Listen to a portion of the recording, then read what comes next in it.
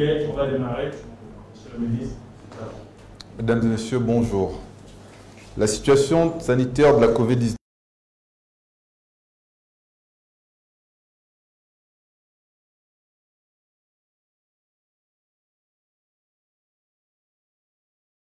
8 provinces sur 9 sont touchées par cette seconde vague.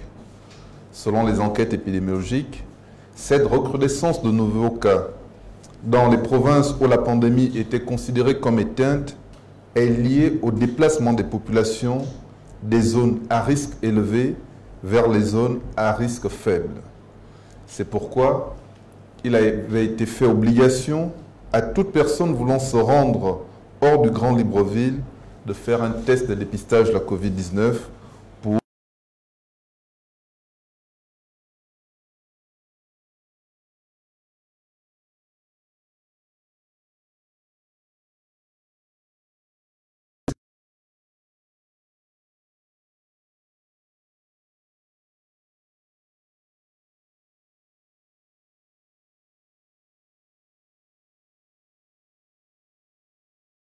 un nouveau cas positif sur 6 803 prélèvements effectués, soit un taux de positivité de 4,8%.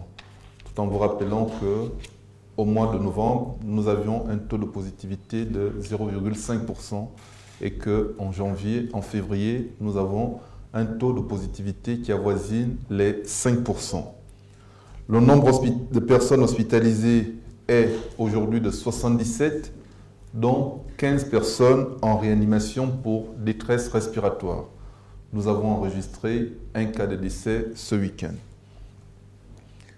La répartition géographique des nouvelles contaminations est comme suit. Province de l'Estuaire, 204 cas positifs sur 6100 prélèvements. Province du Haut-Ogooué, 60 cas positifs sur 122 prélèvements. Province du Moyen-Ogooué, 1 cas positif sur 111 prélèvements.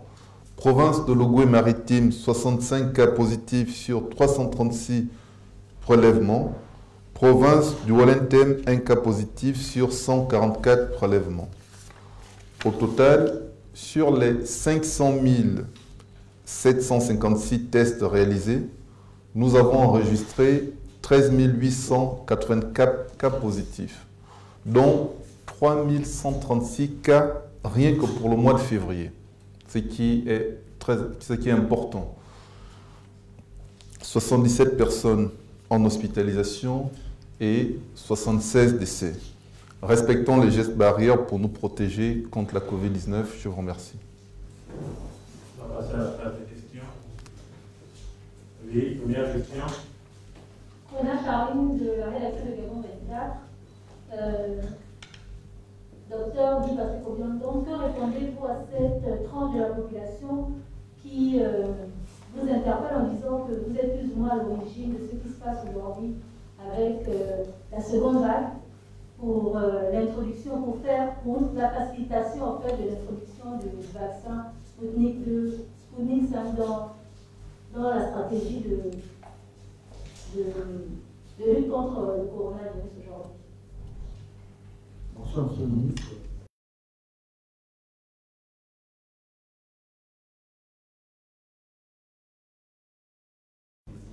Mais également toutes ces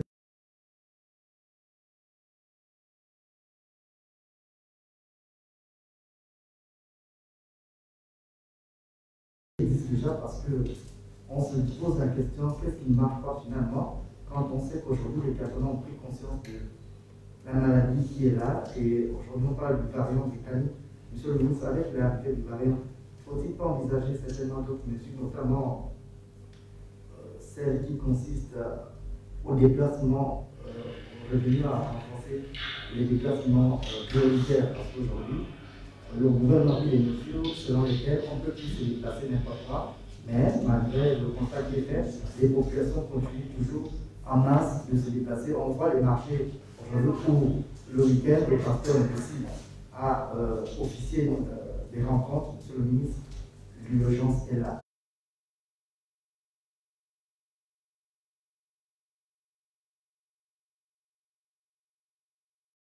faut-il envisager des nouvelles mesures qui viennent renforcer cette qui existe déjà avec l'arrivée du variant britannique? Merci, monsieur. Monsieur le ministre, Frédéric Moussundari, Action 1941. Alors, vous avez une rencontre ce matin dans le cadre justement de l'acquisition d'un nouveau vaccin, si je me permets. Cette rencontre portait justement sur le vaccin chinois. Quelles sont les conclusions justement avec vos différents interlocuteurs? Est-ce que le vaccin chinois sera également utilisé dans la République gabonaise? Si oui, quelles sont les doses qui seront disponibles? Et aussi, quelles sont les garanties qu'offre ce vaccin? Parce qu'aujourd'hui, comme disait mon confrère de la TV, il y a le variant britannique sur le territoire gabonais. Est-ce que les différents vaccins, donc les vaccins chinois et Sputnik 4, qui est le vaccin russe, offrent des garanties quant à la lutte contre ces variants-là également?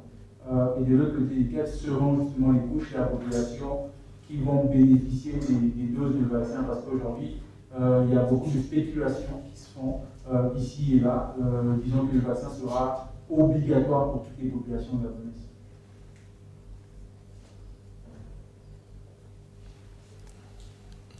C'est bon? En termes de questions. Ok. Merci. Vous pouvez reprendre votre question, s'il vous plaît? Les populations gabonaises qui pensent que vous êtes plus ou moins à l'origine de la recrudescence des cas et qui pensent que c'est une stratégie en fait pour pouvoir introduire plus facilement l'introduction, pour introduire les vaccins en fait, la vaccination de masse. Écoutez, je vous remercie. Je pense que nous sommes dans une crise sanitaire. C'est une crise sanitaire mondiale. C'est une pandémie. Et vous avez vu l'impact psychologique de la pandémie. La pandémie crée de l'angoisse, crée des frayeurs, crée un certain nombre de questionnements qui nécessitent pour nous de pouvoir clarifier la population. Je ne pense pas que le gouvernement puisse inventer les chiffres sur la situation épidémiologique. Vous-même, vous le voyez, dans toutes nos familles aujourd'hui, nous avons des cas positifs.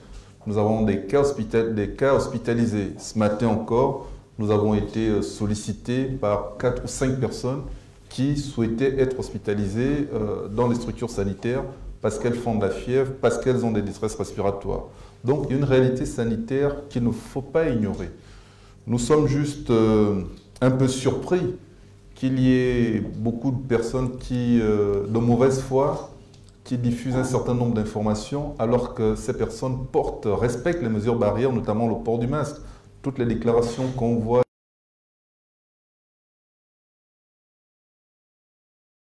pouvoir créer une confusion, toutes ces personnes portent les gestes, portent les masques. C'est ça notre grande satisfaction.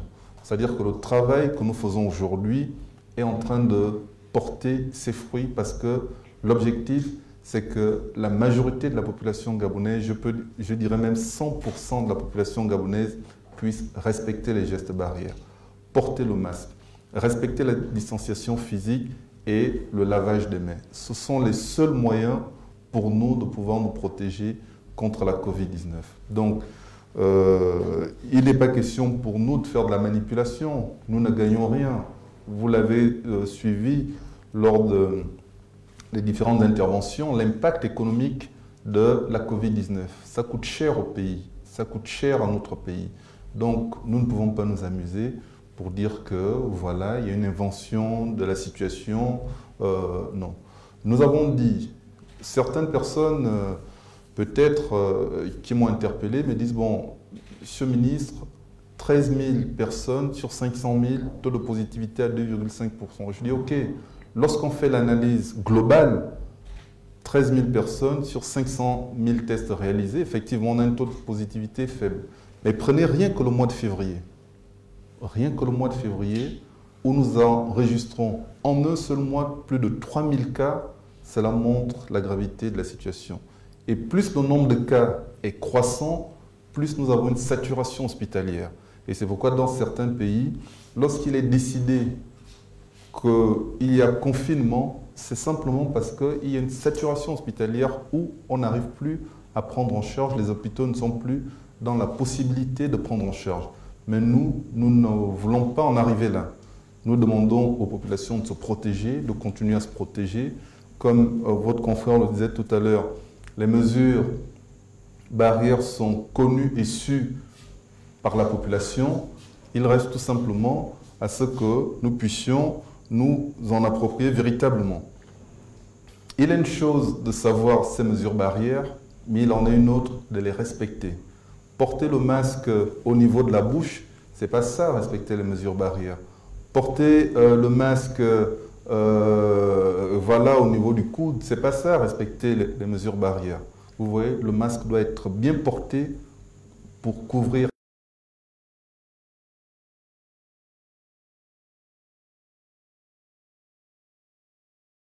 Lorsque nous traversons aujourd'hui cette flambée épidémique, normalement, le slogan c'est « Restez chez vous ».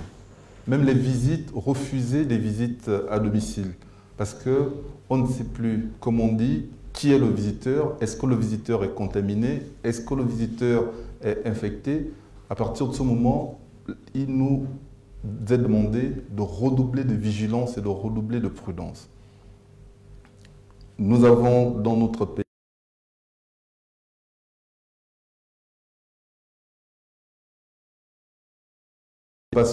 nous avons plus de maladies non transmissibles que de maladies transmissibles. Ces maladies non transmissibles, c'est l'hypertension, le diabète. Plusieurs personnes aujourd'hui souffrent de l'hypertension et du diabète. Et ce sont ces maladies qui sont aujourd'hui les maladies à risque élevé de développer des complications de la Covid-19 chez les personnes contaminées par cette maladie. Donc, vous voyez que nous devons être extrêmement prudents et faire preuve d'extrême vigilance. Parce que 76 familles aujourd'hui endeuillées, ce sont des veufs, ce sont des veuves, ce sont des orphelins qui sont aujourd'hui sans leur famille parce que tout simplement, il y a eu ce manque de vigilance, ce manque de prudence et les personnes ont été contaminées et sont malheureusement décédées. Donc il y a cette nécessité de véritablement nous approprier des gestes barrières. Cela va de la responsabilité collective. Cela va de la responsabilité collective. C'est ce que le gouvernement fait. Sensibiliser au maximum, faire passer le message au maximum pour que nous puissions nous approprier. Nous ne sommes que 2 millions d'habitants. 2 millions d'habitants.